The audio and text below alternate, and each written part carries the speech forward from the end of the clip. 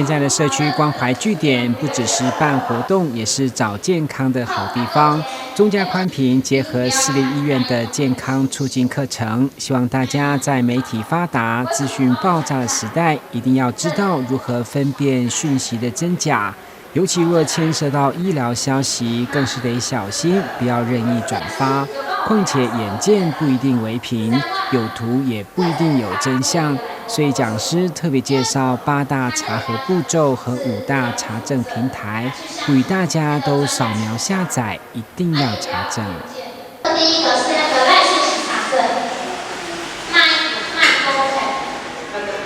沟培，对，还有台湾事实查核中心，歌舞真的假的，歌趋势科技防诈达人。即摆有可能哦，表倒头要修正，伊嘛拢用迄种假新闻嘞，拢下呢，哦。即摆网络啦，媒体太发达了，资讯太多，所以我们通过专业的这个单位来跟人分享，什么叫做真的，什么叫做假的。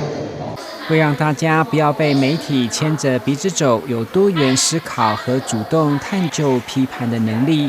主办单位透过课程和有奖征答的趣味互动，希望所有参加学员都成为媒体识读的尖兵，除了帮忙宣传别成为假讯息的受害者，而是进一步终结假讯息。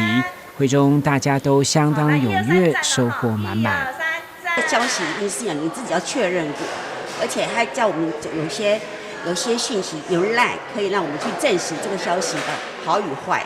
在这边，我今天真的得到很多。网络上太多诈骗的讯息，层出不穷了，然后伤害了很多人，这个是很重要的一部分。所以尽量大家就是看到一些莫名其妙的讯息的时候，真的是要看听。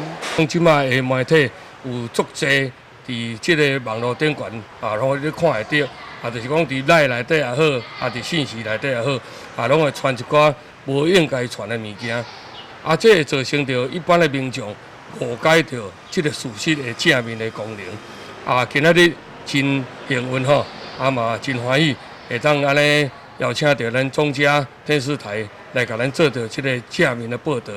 终结假消息，赞不赞？赞！记者郭文吉台南报道。